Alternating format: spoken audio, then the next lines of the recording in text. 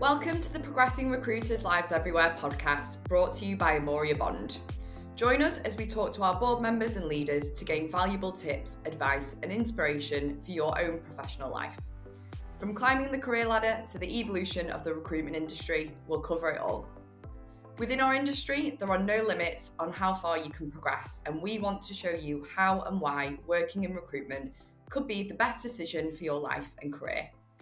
I'm Jenny Walsh, Regional Talent Attraction Manager based in Amoria Bond's Manchester office, and in this episode, I'm talking to Natasha Crump, our Chief People and ESG Officer. Natasha, thanks very much for joining me. Thanks for having me, Jenny. Cool. So I guess could you kick us off by telling us a little bit about your role at Amoria Bond and what you do on a day-to-day basis?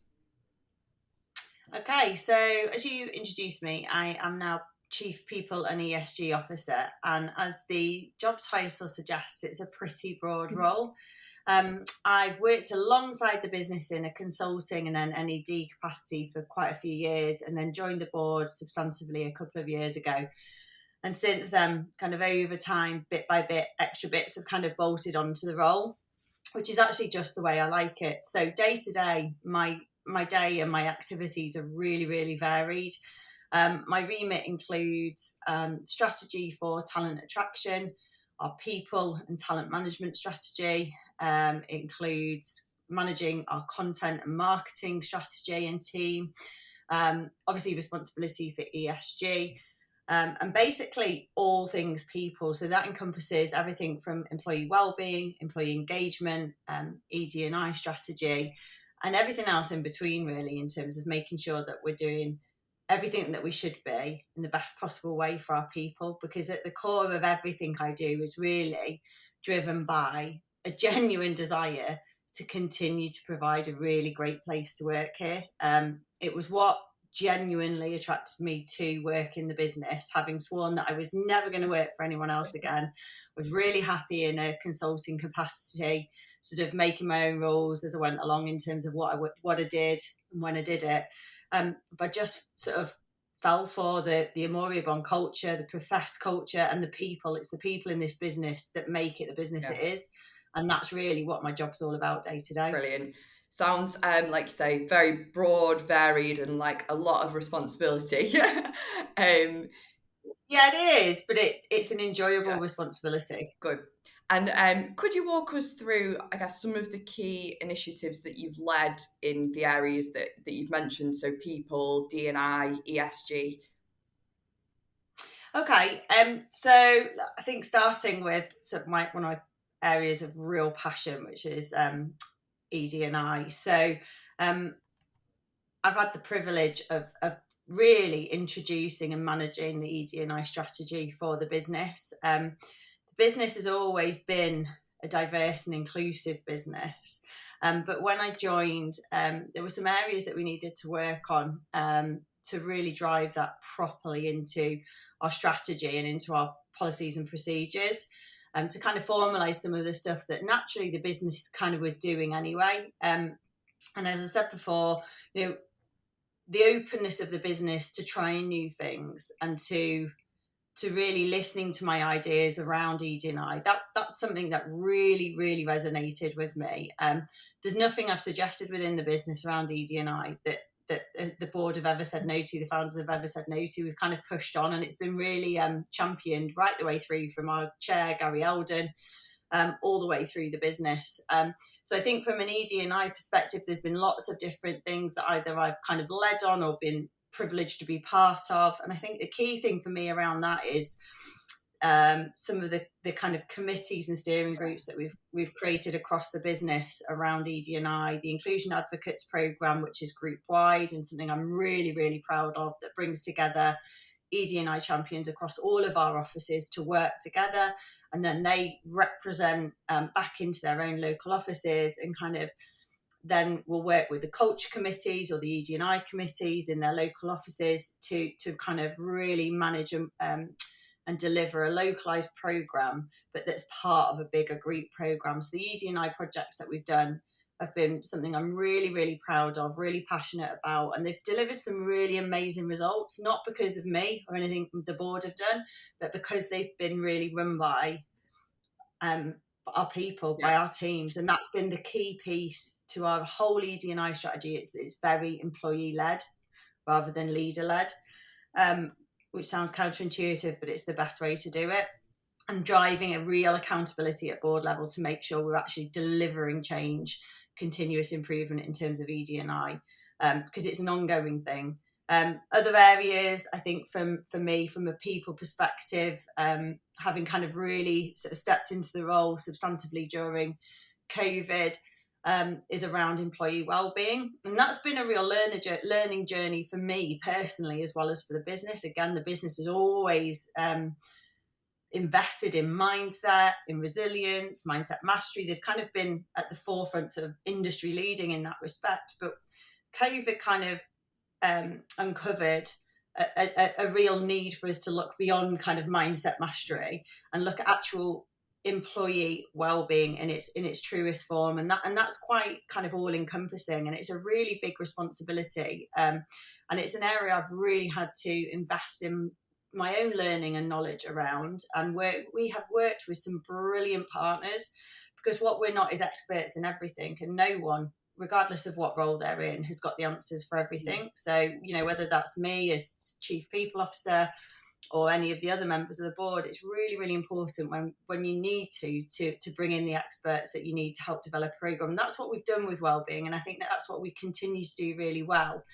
Yes, we've developed and in-house quite a lot of capability as well, but we'll continue to invest in and work with expert partners who can really properly support our people. So wellbeing has been a really big part of what I've kind of had to learn myself in this role, but also that I'm, again, really proud of in terms of some of the initiatives that we've got, and myself now and a number of colleagues around the business being mental health first aiders.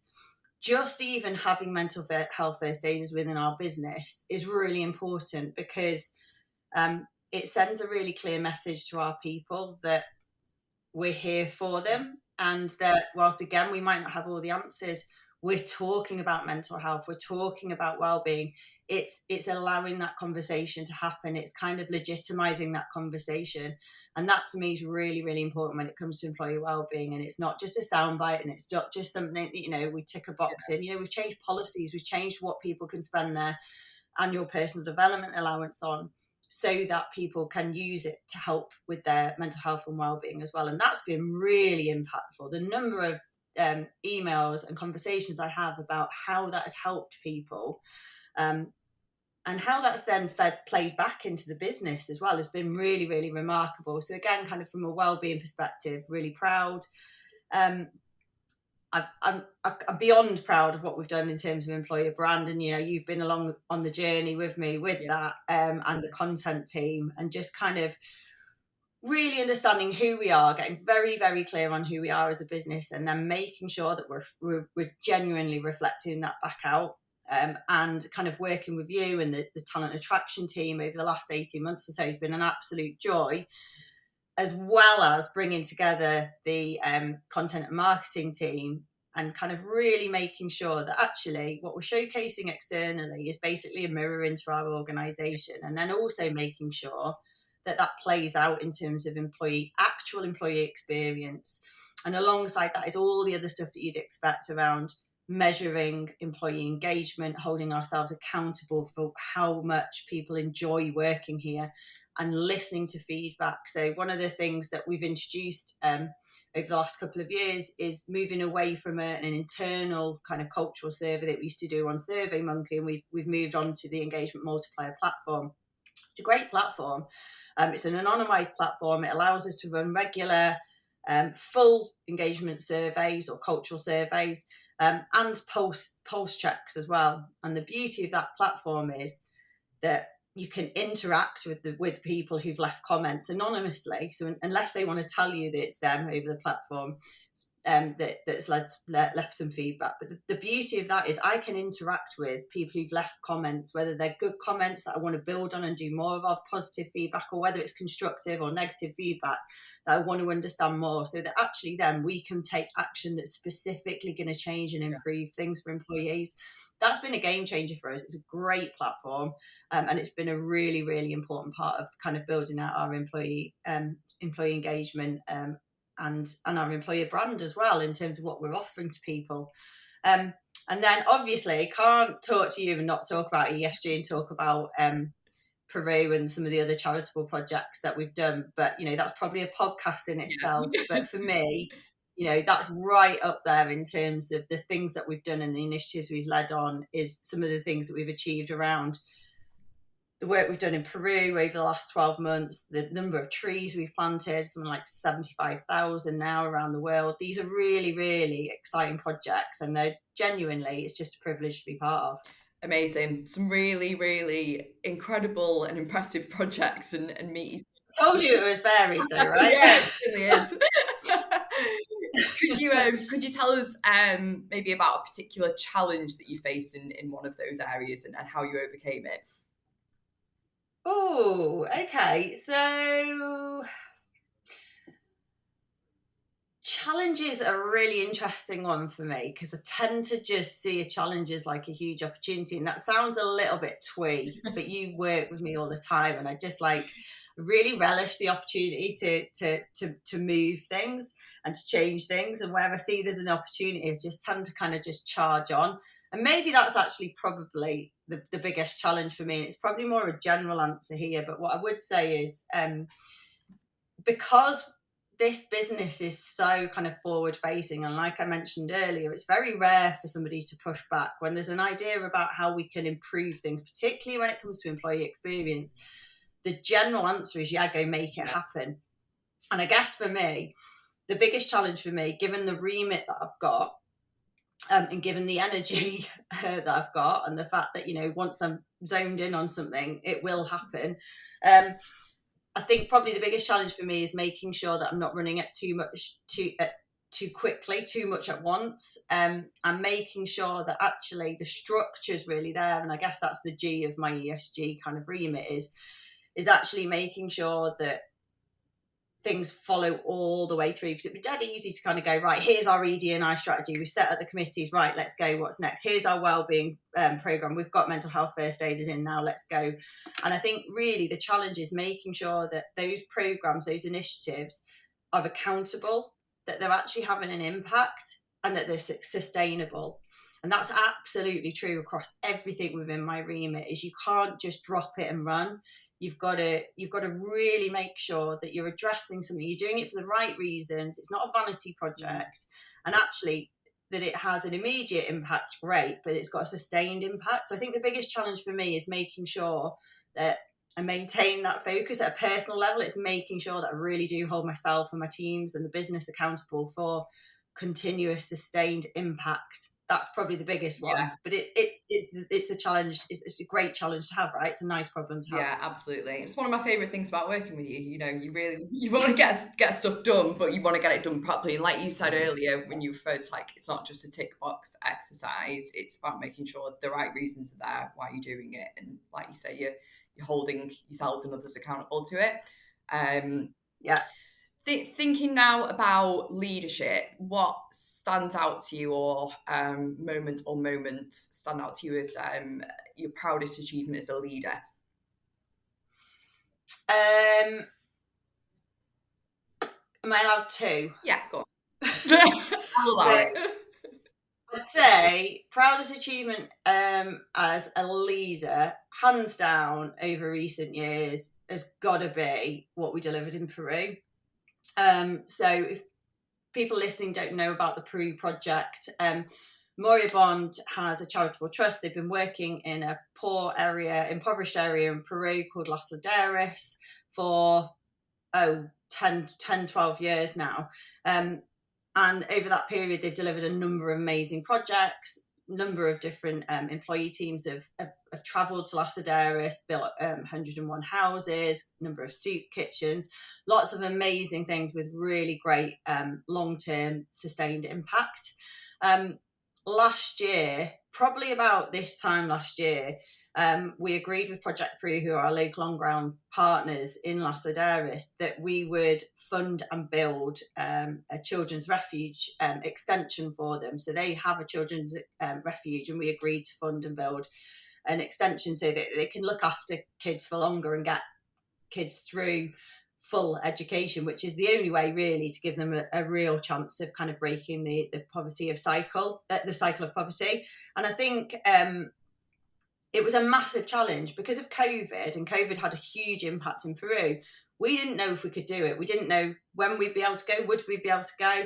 And all of a sudden we had 2 months to go. We got the green light from Project Peru, and we had, I think, 2 months to go from that moment to when we needed to get there for it to time in, to organise a team of volunteers from across the business to do the fundraising that we needed to build the extension and to get all the logistics sorted.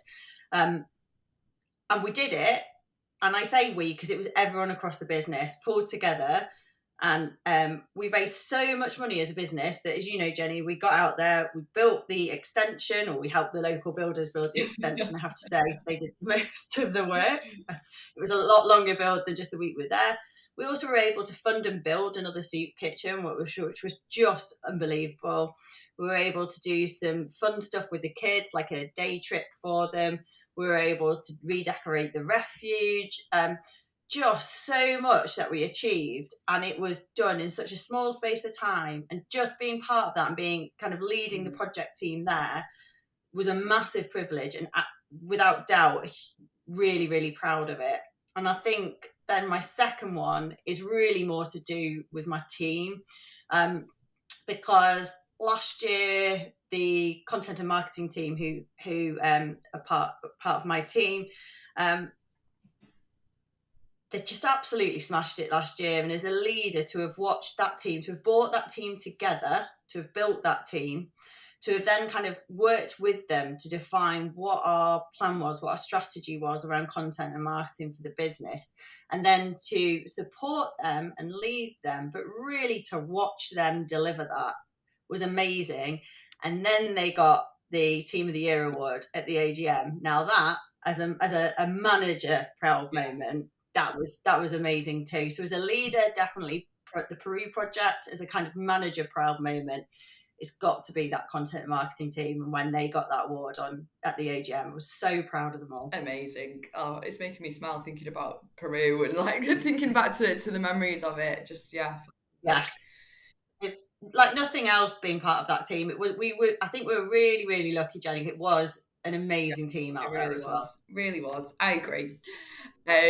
Cool. So last but not least, what advice would you give to young professionals who, I guess, are at the beginning of their career in recruitment and aspire to progress into leadership in future? I think the one that I wish I'd known myself was be you, like genuinely be you. Learn from people. Adapt as you go along in terms of your style and obviously from a development perspective, but be confident in who you are, and that being you is enough. So what you need to find is your way of doing things and do it naturally in your own way, because trying to do it somebody else's way isn't sustainable and it's not fun. The moment I started really enjoying leadership is when I realised it was okay to show people a bit of vulnerability. It was okay that people realised I was pretty quirky, and it was okay to be me. And actually, do you know what? The moment I did that as well, I became far more effective. So I genuinely think being yourself and being honest about who you are and finding your own way of doing leadership, that's the way to do it. And I wish I'd known that 20 odd years ago, because I think I'd have enjoyed the ride a lot more, a lot sooner. Love it. Amazing. Well, thank you very much, Natasha, for joining me today and your valuable insights and advice. It's a wrap for today. Really enjoyed it. Thanks, Jenny. So thanks everyone for tuning in. Be sure to join us next week for another exciting episode. And for more information about career and recruitment, please check out our website, amoriabond.com.